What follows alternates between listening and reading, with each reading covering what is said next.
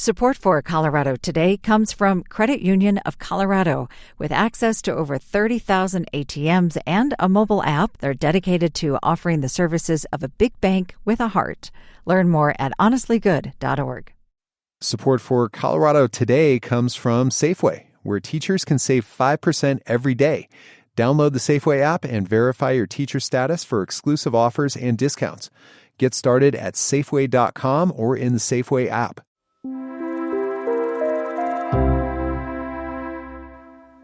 Going through security at Denver International Airport is changing again as of today. You'll notice that what was formerly the central security area on the floor of the terminal is closing. Instead, you will be directed to a brand new East Security or its twin, West Security, that opened last year. As for the space on the floor, DIA wants it to be the airport's, quote, living room. This is the last phase of the construction project there, so the end is in sight. Or so they say. I'm Arlo Pérez Esquivel.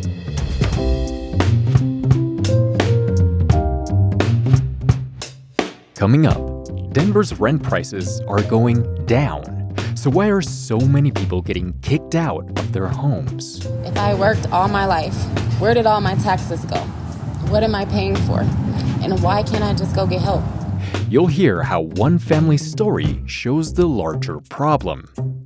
Then, a new connection between respiratory viruses and cancer. They can have consequences that go well beyond the week or two or so that you're infected. What the COVID pandemic is still teaching us about our health. Plus, a bluegrass band from Colorado is getting inducted into the National Hall of Fame.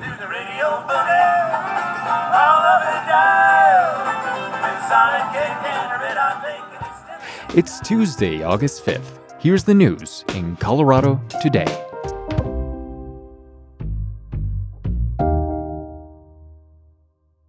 The housing market on the Front Range is good right now if you're renting or buying. Prices have dropped. So why are more people facing eviction court, particularly in Denver? Denverite's Kyle Harris has been reporting on this and following one family who's now living in their car. Kyle, before we talk about that family, what's going on with eviction cases in Denver? During the pandemic, there was a lot of federal support, and that support led to lower eviction cases. But since that support dried up, eviction court cases have been on the rise, and they're now hitting historic highs. The state and the city have tried to help. They've invested tens of millions in emergency rental assistance and attorneys to prevent evictions. But still, the number of cases continues to climb. Denver's an outlier nationally on this. In most cities across the country, eviction cases have actually fallen to pre-pandemic norms, but not in Denver. The way Julia Marvin from Denver's Department of Housing Stability put it to me, she says, the cost of living is rising faster than incomes, and funding for rental assistance programs simply isn't enough to meet the growing need. Okay, and you've been spending time with someone who was recently evicted. Tell me about her. Tiara Coleman's 34 years old. She's a single mother of three. She's been working all her life. Her financial situation wasn't great, but she was able to keep things together, to put food on the table, to always have shelter. Then about a year ago, a lot of it started to unravel. Her employer cut her hours, and though she took on new work as a food delivery driver, she could not make rent. So then in late July, just a couple weeks ago, Denver sheriff deputies posted a notice on her door letting her know that they would be kicking her out. Now, did Coleman know that this was coming? Yes. So she got a letter earlier in the summer demanding back rent. That came with a list of resources. And over the past few months, she's followed all the steps that someone facing eviction can use to get help. She called the city, the state, and nonprofits, including the city's eviction prevention lottery. Eviction prevention lottery. What is that? There's a 24-hour window each month where people like Coleman can apply for money to pay rent.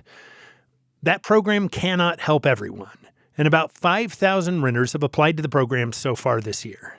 Only 1 in 5 have gotten assistance. Wow. It's a lottery. It's totally random, so a single person is treated the exact same way as a person like Coleman, who is a 5, 8, and 15-year-old.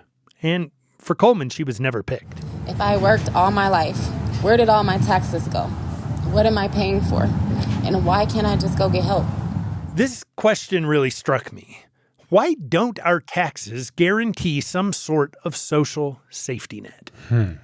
So then what happens next for Coleman and her daughters? Well, she tried the city and the state lottery. She tried going to court where the city says it offers urgent help, but eviction prevention lawyers were totally overwhelmed with their cases.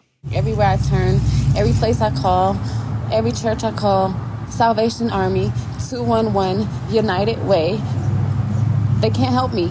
They don't have service, they don't have vouchers, they don't have this, or it's a waiting list. Who has time to wait when you're about to be homeless? Eventually, Coleman went before a judge, but that judge ruled against her. For Coleman and her daughters, that means they've been living out of their car trying to figure out what's next. It's 3 girls, it's dangerous, and we've never been out on the streets. Here in Denver, despite the mayor's focus on housing affordability and homelessness, there is still not enough in the way of emergency resources, housing, or shelter for everybody who hits hard times. Denverite's Cal Harris, thank you so much. Thank you. The next time you get a respiratory virus, you may look at it a little differently after you hear this story, especially if you have a history of cancer. A new study from University of Colorado Anschutz Medical Campus found that viruses that affect our breathing, like the flu and COVID, can wake up dormant cancer cells. CPR health reporter John Daly has more on these findings. John, what are the practical applications of figuring this out? Well, I want to be clear that this research looked at breast cancer cells, specifically when they spread to the lungs and go dormant. Now, this cancer can stay there dormant for years or decades, but this new finding suggests survivors who've seen this type of cancer may face a higher risk of reawakening the cancer after common respiratory infections. Researcher James DeGregory compared dormant cancer cells to sleeper cells. And when someone catches a respiratory virus, These infections can have long-term consequences. But I think what it shows is that they can have consequences that go well beyond the week or two or so that you're infected. he says people with this type of cancer may benefit from taking precautions against respiratory viruses, like getting vaccinated.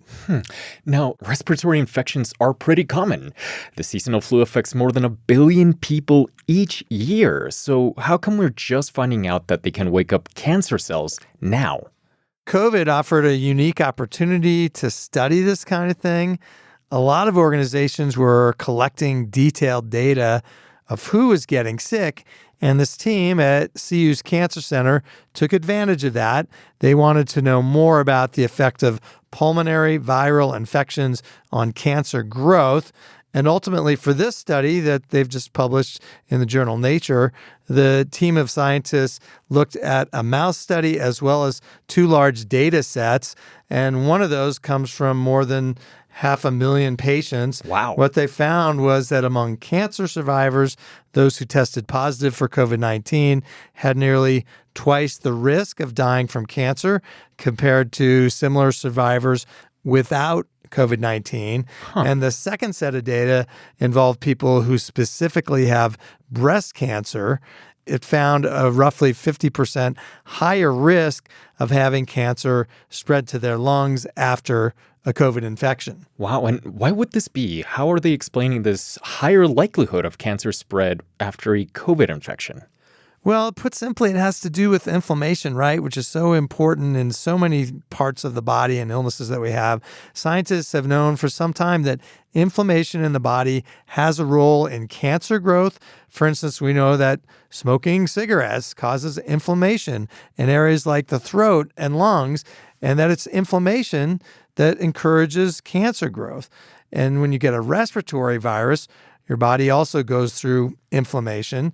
One of the researchers described it this way, that dormant cancer cells are like embers left on an abandoned campfire, that respiratory viruses are like a strong wind that can reignite those flames. Kind of a powerful analogy, really. It really is a powerful one. How do they know that these findings are not just COVID-19 specific? Well, their findings were also corroborated by mouse studies involving the flu and COVID-19. DeGregory, the deputy director of the Colorado Cancer Center and the lead author of the study, told me this. We showed that for both influenza virus, which causes flu, and for SARS-CoV-2, which causes COVID-19, in both cases, we got a dramatic awakening of these cancers. Okay, so they saw a link between respiratory infections and cancer. Then who is most affected and who should take the most precautions? This most directly would have an implication for people who are survivors of breast cancer, because that's really what the study was looking directly at. Breast cancer is the second most common cancer worldwide. It's the most commonly diagnosed cancer in women. And in those who have it, more than half have it spread to other parts of the body, and that includes the lungs. So De Gregori, he believes that future research will reveal a lot more, including potentially connections with other types of cancers that they didn't study, and that's something they're going to look at in future research. CPR's health reporter, John Daly, thank you. You bet. You can hear more from this interview with the researchers involved in the study in the Colorado Matters podcast.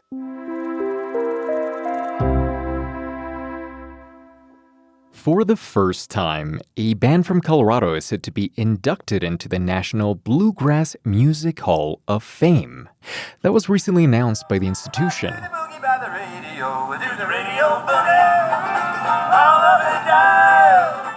Hot Rise, that is with a Z, got its start in the late 70s and put out a new album as recently as 2014.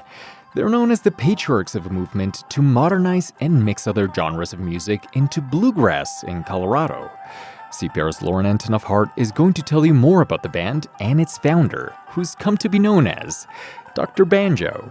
I was at a friend's house, and he says, "You like banjo, listen to this guy," and he puts on a record. Pete Wernick said that moment, when he first heard that song, made a huge impression on him. A lot of people who are banjo players like myself can remember the very first time they heard it because it was such an amazing thing. It's kind of like... He was a teenager, and the year, he guesses, was 1960. Now, Hot Rise will join other bluegrass greats in Kentucky's Bluegrass Hall of Fame on September 18th. Having hit the highest honor possible for a bluegrass person, I'm just amazed and very gratified, of course. It's just, I feel very fortunate. Hot Rise got its name from Martha White Flower. The Flower Company was a sponsor of the Grand Ole Opry, the Nashville institution that promotes country and bluegrass music. The flour has a secret ingredient that they call hot rise. It makes the biscuits rise in the oven while they're baking. Wernick said Hot Rise was part of a jingle that was sung by Flatt and Scruggs. And we got permission from Martha White Flower to use the name. Wernick said he and his three bandmates, including Boulder resident and E-Town host Nick Forrester, were all ambitious. It wasn't just nose to the grindstones. We had a fun part of our show was when we went into another set of clothes and came out purporting to be an old-time honky-tonk band from the 1950s called Red Knuckles and the Trailblazers. People have been asking if Red Knuckles and the Trailblazers are going to show up at the induction, and we'll see about that. You never know.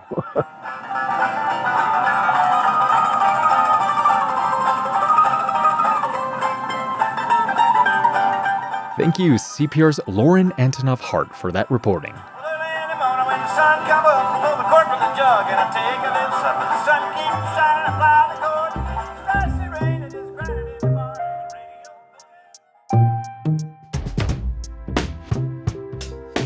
Thank you for listening to today's show, and thank you if you've shared Colorado Today with a friend. It's making a huge difference. More people are joining you and listening to this podcast.